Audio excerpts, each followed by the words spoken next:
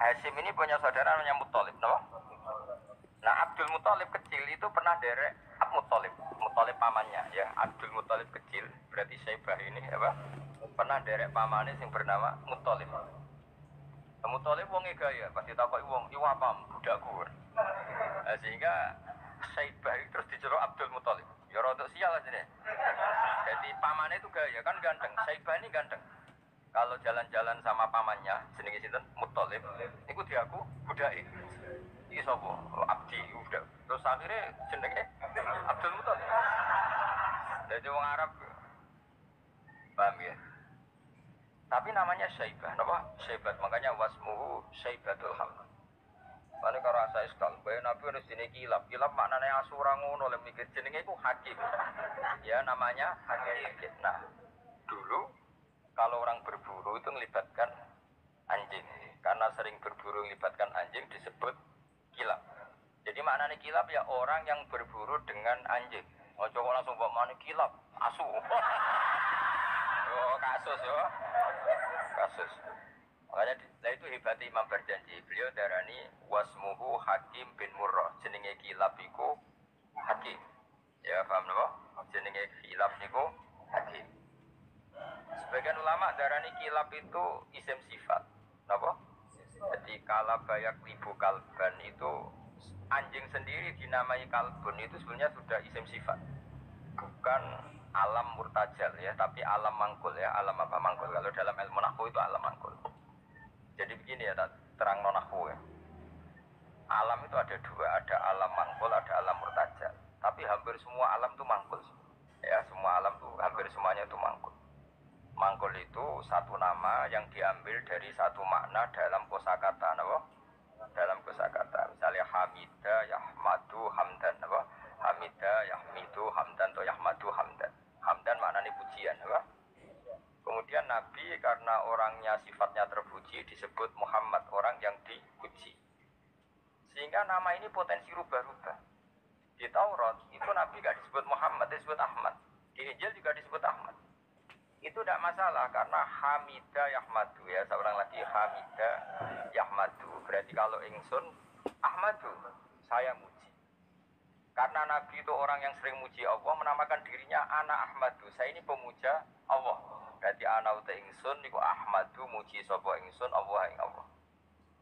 Sehingga ketika Nabi misalnya di Injil disebut Farqolit, Munahama, enggak masalah. Selama ini klaimnya orang tahu Yahudi dan Taurat, di Injil Taurat itu enggak ada kata Muhammad, ya tentu enggak ada karena Injil Taurat itu bahasa Ibrani, no?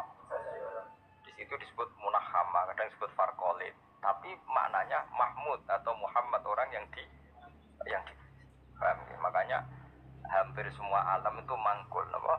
Mangkul. Nah, pentingnya mangkul itu apa? Kalau suatu saat sejarah itu tidak sama, itu enggak masalah. Karena hakikatnya alam itu rata-rata mangkul. Saya beri sekian contoh ya, semuanya. Misalnya dulu Madinah itu Yasrib, apa? Yasrib. Karena ketika orang Ansor merelakan semua hartanya untuk Nabi, saya berkali-kali cerita, Kanjeng Nabi niku datang ke Yasrib, niku migrasinya angkatannya hampir 500 sahabat beserta keluarga. Terus Nabi itu kesulitan karena sahabat si A memberi si B, pokoknya kesulitan ngelola. Karena kesulitan ngelola, terus orang-orang Yasrib bilang, "Ya Rasulullah, hadihi Madinatu kataf'alu fiha ma tasa." Sudah engkau tidak perlu pamit per personal. Misalnya Nabi mau titip Abdurrahman bin Auf, dititip no si A, yang Abu Bakar dititipkan si B, yang Umar dititipkan si C. Kan kesulitan Nabi. Karena Nabi harus mikir yang punya tanah siapa, harus pamit kepada siapa, karena semuanya pendatang. Karena Nabi kesulitan itu, terus orang-orang Yasrib bilang, "Ya Rasulullah, hadihi Madinatuka taf'alu fiha matasa." Sudah ya Rasulullah, ini kotamu, kita semua ada ikut punya Yasrib, semua ini milik. Maka terserah engkau. Karena diikrarkan miliknya. Semenjak itu terus Nabi memaklumatkan secara umum siapa saja boleh menempati di Madinah sesuai kadar hajat masing. Nah, semenjak itu diarani Madinatu Rasulullah Shallallahu Alaihi Wasallam. Jadi hampir semua kota itu pasti mangkul. Sehingga ketika kitab Taurat, Injil menamakan itu enggak persis, itu enggak masalah. Misalnya Quran yang paling masyhur, sumia bil Quran ya li annahu makruh karena dibaca, maka sumia Quranan. Qara'a yaqra'u Quranan. Tapi Quran juga dikatakan kitab, wal kitabil mubin karena bentuknya mushaf itu maktub, ada yang ditulis. Artinya melibatkan kitabah, tulisan, maka sumia kitaban. Sebagian disebut lagi Quran itu namanya apa? Mushaf, apa? Karena mushaf itu dari kata sohifah, ada lampiran, melibatkan kertas. Maka disebut yajlu suhufam mutohar. Paham ya? Makanya suhufi Ibrahim wa Musa. Jadi melihat itu melibatkan lampiran, sohifah disebut mushaf. Melihat itu dibaca disebut Quran. Melihat itu melibatkan tulisan disebut kitab. Melihat konsepnya adalah al-fariq bainal haqqi wa bainal batil disebut furqan, pemisah. Melihat fungsinya cahaya disebut nur. Melihat fungsinya Quran menghidupkan jiwa-jiwa yang mati disebut ruh. Wa kadzalika wahayna ilaika ruham min amrina. Sehingga berdipastikan sebenarnya semua nama itu rata-rata itu mangkul, apa? Mangkul. Makanya Nabi sering ngendikan, saya ini punya sekian nama. Beliau menyebut ana Muhammad wa ana Ahmad. Termasuk beliau menyebut wa anal mahi. Saya ini pelebur, penghilang. Yamhu bi al-kufra, dengan saya kekafiran menjadi hilang. Wa anal akib, saya ini penutup karena saya adalah penutup para nabi. Wa anal hasyir, saya ini hasyir, penggiring karena nanti semua para nabi digiring di bawah benderaku. Jadi nabi juga punya sekian nama dan semua itu menunjukkan alam apa? Mangkul. Ya, alam apa? Mangkul. Nah sekarang asmani babai nabi itu jelas gak fiktif karena tadi orang Arab tahu semua orang kafir pun tahu. Kalau di Mekah ada Babu Bani Syaibah, pasti ada orang bernama Syaibah karena ada Bani Syaibah, turunannya Syaibah. Dan itu siapa? Abdul Muttalib. Dan itu siapa? Abdullah. Itu siapa? Muhammad. Dan itu butuh bukti artefak. Makanya terus Allah menjawab fihi ayatum bayyinatum maqamu Ibrahim. Nah, bukti setelah Ibrahim, kan Ibrahim akhirnya kembali ke Palestina atau ke Syam. Lalu buktinya apa kalau duriannya Ibrahim itu ada di Mekah? Terus Nabi Ibrahim dimaklumatkan oleh Quran bahwa beliau sempat menghentikan ini askantu min dzurriyyati biwadin ghairi dzar'in inda baitikal muharram. Ya Allah, sebagian anak turunku tak letakkan di Mekah. Itu kalimat min dzurriyyati itu kalimat yang paling objektif. Ada kata min, sebagian. Karena kalau Ibrahim bilang dzurriyyati maka bohong karena ada Ishak yang di Palestina. Paham ya? Makanya disebut min bahwa sebagian anakku tak letakkan di sini. Karena sebagian yang lain di Palestina. Maka kata min dzurriyyati ini bukti bahwa Quran itu mukjizat betul, yaitu memang faktanya Ibrahim itu ada yang di Palestina, yaitu Ishak, Ishak yang di Mekah, Ismail. Lalu disebut min dzurriyyati, apa? Terus Ibrahim menghentikan biwadin, di lembah. Sebab itu Ka'bah itu di cekungan paling bawah. Bukti sejarah juga membuktikan seperti itu. Mulane kula seneng Ka'bah kena banjir bolak-balik rubah niku kula seneng. Karena semboten seneng dari segi cemoan boten, itu bukti empirik. Iku hikmahnya kena apa Ka'bah rubah bolak-balik. Andai kan enggak rubah bolak-balik karena banjir, orang susah nyari sejarah. Ketika Nabi umur 35 Ka'bah rubah mergo banjir, zaman Umar ya rubah karena tadi Ka'bah itu di cekungan paling bawah. Quran memaklumatkan bahwa Ka'bah itu biwadin, di cekungan paling bawah. Yaitu ada Jabal Abi Qubais di cekung gunung, Ka'bah paling bawah. Nah karena Ka'bah ini zaman Nabi Adam itu rob wa tumain. Jadi ketika Adam mau haji, tanya sama ya Allah saya harus kemana? Ya sudah ke Ka'bah. Titenani sebuti Gusti, ada rob wa tumain, ada roh wa tumain, ada cekungan dalam tempatnya air. Itu jenis Ka'bah. Zaman itu belum ada bangunannya, yaitu sudah namanya Ka'bah. Terus Ibrahim sesuai panduan itu bikin bangunan di situ. Bisa kamu bayangkan kan bangunan di cekungan paling bawah di sekelilingi gunung. Kan mesti kegerojok ke air. Makanya setiap banjir itu Ka'bah rubuh. Apalagi ya nggak ada semen, nggak ada terus dilapisi baja, nggak ada dulu. Pasti rubuh. Justru itu bagus. Bagus dari segi bahwa sotaqawul adim ketika mengistilahkan Ka'bah itu biwadin. Paham ya? Biwadin. Jika sekarang alhamdulillah pemerintahan Wahabi meskipun gitu sampai sekarang Ka'bah itu dari Masjid Haram tetap ke bawah. Ya udah ya mesti apa? Ke bawah, tetap di cekungan. Sampai sekarang desainnya Ka'bah tetap Ya kita di Masjid Haram masuk itu nanti kalau mau ke Ka'bah mesti turun ke bawah sampai sekarang. Wiling-wilingan statusnya Ka'bah itu biwadin ghairi dzar'in inda baitikal biwadin ghairi dzar'in inda baitikal muharram. Nah ini penting. Sehingga orang-orang yang mengingkari nubuah pun percaya kalau Muhammad turunan Ibrahim karena semua data mengarah itu. Jadi Ka'bah kena banjir ono hikmah. Ojo kok malah nggo ilmu jaduk jare omahe pangeran kok rubuh. Ora sing jaga sapa? Wong goblok kok. Jadi Allah kalau bikin sesuatu itu pasti hikmahnya besar. Baru era Umar terakhir di kebijakan Jabal Abi Qubais itu dijebol supaya air tersalur keluar, tidak semuanya mengarah ke Ka'bah. Tapi itu bagus. Ijtihadnya Umar ya bagus, tapi kenapa zaman Nabi ijtihad itu tidak ada? Memang nggak perlu ada zaman itu, karena justru rubuhnya Ka'bah mergo banjir itu bukti benar-benar biwadin, karena di cekungan paling bawah maka rawan kena banjir. Logika rasionalnya kenapa di situ ada zam-zam? Ya karena logikanya gampang secara umum. Meskipun Allah itu kuasa bikin mukjizat, tapi tetap ada nilai rasionalitasnya. Apa nilai? Karena Ka'bah itu di cekungan terbawah, maka mata air ya di situ. Paham ya? Makanya zam-zam ya dekat Ka'bah. Meskipun Allah bisa bikin air di puncak gunung, tapi itu kan betul lucu kan? Maksudnya normali sumberan ning cekungan. Kan ora lucu. Banyak milih munggah kan ora lucu. Darah di sulapan malah ribet kan. Jadi Allah itu meskipun kuasa melakukan apa saja, tetapi gak ada ajro ala matrodil adat atau ala mutarodil adat. Sesuatu dibikin itu sesuai adat. Termasuk adat orang soleh itu turunannya orang soleh, turunan saleh, makanya dzurriyatam ba'duha. Karena jogeman, kalau suwun jogeman ninggal berjanji, karena kitab berjanji itu yang paling madhu Nabi, muji Nabi min haitsul ilm, sangat fanatik menjawab gugatan pada Nabi dari segi ilmiah. So beliau yang kalau kita ahli sunnah kan yakin bapaknya Nabi, bayi Nabi sampai Nabi Adam semuanya mukmin. Kalau ada kubu sebelah yang darani bapaknya Nabi nin roko, bayi Nabi nin roko, itu pasti kita tentang. Karena wa kaifalah wasayyidul akramu sallallahu alaihi wasallam wasitatul muntaqah. Bagaimana kamu katakan bapaknya Nabi kafir, bayi Nabi kafir, sementara diliwati Nur Muhammad. Mosok Nur diliwatno barang sing najis. Itu sudah agak ketemu nahlar. Makanya logika yang dibangun Imam Barjani, bagaimana Nur Muhammad yang suci kemudian kamu yakini liwat najis, yaitu nak bapaknya Nabi kafir, bayi Nabi kafir, berarti Nur ini liwat suatu sing najis. Itu paradok, no?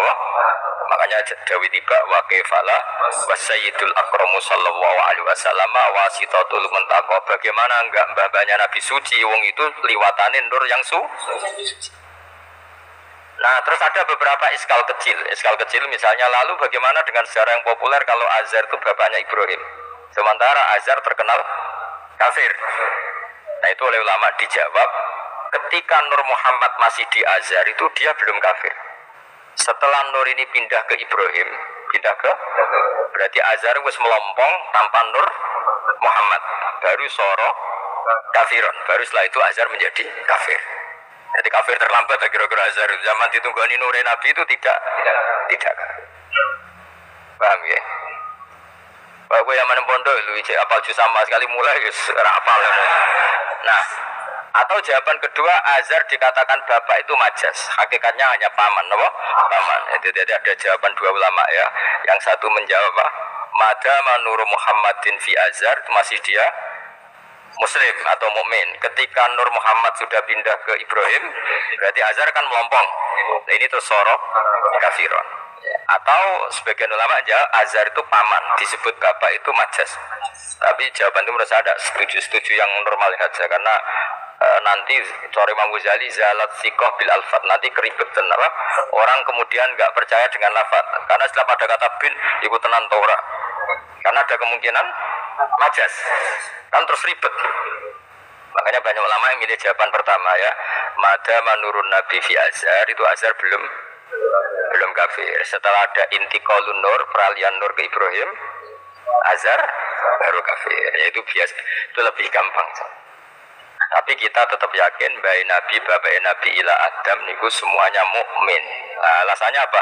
Wa kefala wa sayyidul akramu sallallahu alaihi wasallam wasitatuhul muntaqa. Bismillahirrahmanirrahim. Nasabun. Mangke guys pokoke kula ngawasi badhe isya namung tiba dabal tapi berjanji supaya golek barokah Rasulullah sallallahu alaihi wasallam kalian kulino seneng bil ilmi napa? Bil ilmi. Karena tadi kita ini sering ngaji Quran yang jelas-jelas Nabi Isa piyambak dimaklumatkan Allah zurriyatam ba'duha min ba'd. Hanya kita harus memastikan asalnya Nabi itu siapa saja. Terus bukti empirik kalau Ibrahim itu kan orang Palestina. Kemudian orang Mekah ngeklaim kalau turunan Ibrahim kan ono aneh wong jare wong Palestina kok turunane ning Mekah. Buktinya apa? Nah, saiki gampang, buktinya ono ning imigrasi atau wisata ning Indonesia kan. Kalau zaman dulu kan gak mungkin bukti seperti itu. Nah, itu dibuktekno fi ayatum bayyinatum maqamu Ibrahim. Jadi makom itu mereka artinya buatan kuburan apa? Jejak Nabi Ibrahim. Ini ku injakan kaki ini sinten Ibrahim. Paham gitu. Terus niku ketok anak berjanji ini ku ngelem Nabi sing otentik ilmiah. Nak Sayyid Ali sing Al-Habsyi niku isek napa? Isek berontone ning Nabi dadi simtut dura. Nah, tiba itu lebih senior. Antara itu dan itu tiba. Jadi tiba itu ya cerita Nur Muhammad, ya cerita Isyak. Ya penting sebagian mengke kula waos penting sampean iso nak paham lah, nak paham banget kita ora bakat wis pokoke paham senaris. Kula waca. Nasabun utawi urutane nabi nganti tok Nabi Adam nasabun merupakan nasab. Nasabun nabi napa? Nasabun. Tahsibu kang bakal nyangka sira al-ula ing keluhuran iku bikhulau sebab hiasane nasab iku. Kaladat kang ngerangkai kiladah manane napa niku kalung apa bahasa Indonesia niku pakai apa kalung ta napa iku ha temriki hu umume ha kaladat hu napa kaladat ha kaladat ingkang ngerangkai ha ing al-khula nujumaha tegese ing napa bintang-bintangi al-khula apa al-jaza'u lintang jaza. Maksudnya ini satu untean mata rantai hiasan sing ibarat bintang apa? Jaza. Habata bejo banget apa dusudatin apa mata rantai kang dadi sayyid kang dadi kehormatan wa fakhorin dadi kebanggaan. Antau tesiro fihi fin nasab al yatimatu yatim al asma'u kang terjaga. Maksudnya yatimah itu yatim itu maknanya kan enggak ada kembarannya karena maknanya yatim orang yang sendirian tanpa bapak tanpa ibu. Maknanya kehormatannya Nabi itu enggak tersaingi seperti yatim. Jadi kalau orang Arab darani anta yatimun fis syarab, kamu itu tunggal dalam kemuliaan karena yatim tanpa bapak tanpa ibu. Terus mboten pokoknya yatim sing mriki maksudnya mboten yatim tanpa bapak, yatim tanpa bapak ibu di sini. Wa akrim bidan duh banget mulyane minasabin sange nasab toharoh ingkang nyucikno ing nasab sapa Allah taala min sifahil jahiliyah saking tradisi zinane wong jahiliyah. Wae sifah iku kosok baline napa nikah. Kalau hubungan suami istri yang resmi disebut apa? Nikah. Kalau kesalahan disebut sifah. Sungguh mulia nasabnya Nabi yang mulai mbah-mbahnya terbebas dari unsur sifah atau unsur zina. Aurada nyritano urutan iki sapa Zainul Iraqi waridau ing tumekane nasab fi mauridil hani ing dalem silsilah sing nyaman al-hani warawahu lang riwayat sapa Zain al-Iraqi ku ing hadan nasab.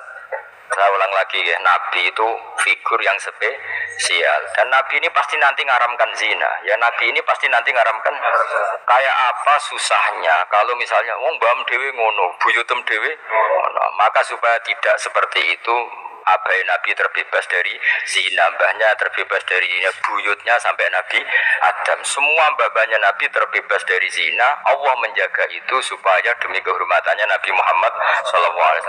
Kan gak kebayang misalnya Nabi ngaramkan nyolong, supaya nyolong jambu kan yo ribet. Kan yo ribet. Paham ya? Ribet ya. Paham tak maksudnya? Biar coba provokator. Kan yo ribet. Nabi nanti itu pasti mengharamkan nyolong. Nyolong apa aja maksudnya. Ya. Jebule baik. Nyolong kan ribet. Makanya hafidhul ilahu karomatan di Muhammadin abaul amjada saunal ismi.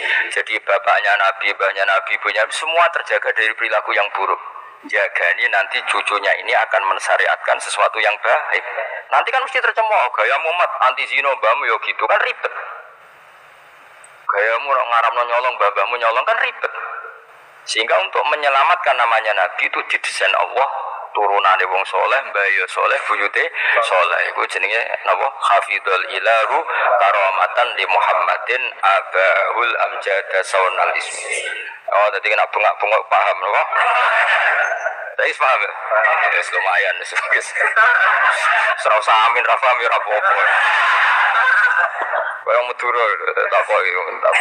Kamu tahu ini larangan? Tidak tahu Pak. Kenapa? Tidak bisa baca. Kenapa tidak bisa baca? Kalau bisa baca jadi polisi Pak. Kenapa malah jadi kiai? Pantas saya tidak paham. Sepenting bengak rame-rame Islam, no? Ya jadi saya ulang lagi ya. Nabi ini itu pasti nanti mengharapkan zina. Kan nanti mesti keweleh nak bapak dewi, mbak dewi, buyuti zina. Maka supaya Nabi kekasih Allah gak keweleh, bapak yura zina, mbak yura zina, kuwabe zina. Sebut tarokus sifaha, falam yusibhum aruhu min adami wa ila abihi wa umi. Jadi babanya Nabi tidak pernah zina. Itu dimulai dari terutama kanjeng Nabi ya tentu bapaknya sampai Nabi Adam. Nanti corong jawab ben gak keweleh, napa? Ben gak keweleh. Ya misalnya dia hafid terus dia bapak mau Fatihah ra iso isin padahal terima kia. Apa bayangkan kali itu Nabi. Ya kan makanya Nabi itu dipersiapkan spesial. Makanya kita ahli sunnah ciri khasnya apa? Orang yang meyakini bahwa Nabi mukmin dan terbebas dari dosa syirik dan dosa-dosa besar. Karena karomatan di Muhammadin itu sebagai bentuk penghormatan terhadap Muhammad. Nah, misalnya kita orang Nabi itu sayyidul awalin wa akhirin. Tapi di sebelah biasa gable. Kacau gak? Kacau kan paradok. Nabi ku sayyidul awal dan akhirin. Oh tapi bae tukang adu pitik. Wah ribet. Ribet banget. Ribet. Amlane nazuman iki nazuman sing kita memaklumatkan bahwa Nabi itu figur yang luar. Ya sing mbok nyanyakno nak malam Jumat tuh. Aku kadang wis kali ora paham kok janter. Wis gak apa-apa wis rame-rame no. Saya tak warai ben rodok dong. Lho kula Kangkang Andibanu sering nangis ya. Mergo paham. Tangan-tangan enak saya paham. Mergo ora perlu nangis no. Oh banter-banter bersuara lagune beda-beda. Padahal kalau berjanji dibaca itu Nabi sebenarnya hadir. Tapi yang dibaca kayak apa enggak tahu. Sing jelas ora dibaan mungkin. Apa-apa cukup sementing seneng Nabi no. Nabi rawuh cek mboten sementing seneng Nabi. Bang rawuh ora raimu malah bingung. Maksudnya hafid kok raine gak meyakinkan. Malah ribet to. Sekarang Allah sementing untuk syafaat kanjeng Muhammad sallallahu alaihi wasallam. Nanti bahane Habib Umar ben ngono dirawi Nabi di bahane Habib di amus supaya rame-rame untuk syafaat ya Nabi. Serau sampeyan ora malah ngel-ngel lho. Hafidho Joko sapa ilahu pangeran. Hafidho Joko sapa ilahu pangeran. Oleh Joko karomatan mergo dadi kehormatan di Muhammadin ketika Nabi Muhammad. Allah Joko abau ing mbah Nabi. Abau dalam bahasa Arab ya bapak, mbah, buyut itu wong Arab nak derene apa? Aba. Mulane Nabi Adam ya kita namanya si Abina Adam, bapak kita Adam padahal kita sampai Adam itu wis beribu-ribu tapi istilahnya tetap Abina Adam. Abahu ing bapak mbahe buyut-buyute kanjeng Nabi. Jadi artinya gini, jangan sampai kamu di keyakinan sing dijogo pas bapak tok. Mbahe ora keliru, aba di sini apa? Wis pokoke bapak, mbah, buyut, iku wong Arab nak darani apa? Aba. Kayak kita darani Adam ya napa? Aba. Darani Ibrahim millata abikum Ibrahim. Padahal kita dengan Ibrahim kan terpaut jauh. Allah istilahkan kita juga millata abikum Ibrahim, bahwa bapak tauhid adalah Ibrahim. Al-amjada kang luhur-luhur. Jadi mbah-mbahnya Nabi terbebas dari syirik, dari zina, dari nyolong, dari macam-macam. Mergo saunan krana jaga ismihi maring asmane Kanjeng Nabi Muhammad sallallahu alaihi wasallam ya. Hafizul ilahu karamatan li Muhammadin abahul amjad saunal lismihi. Taroko padha ninggal sapa aba. Taroko padha ninggal sapa aba, ninggal asifaha ing perzinaan. Mereka semua babanya Nabi mulai bapaknya, mbahnya, buyutnya semuanya ninggal asifaha ing perzinaan. Falam yusib mongko ora mekenani asoba yusibu terus kena lam napa lam yusib. Falam yusib mongko ora mekenani hum ing para mbah-mbahe Nabi apa aruhu apa cacate zina, cacate sifah.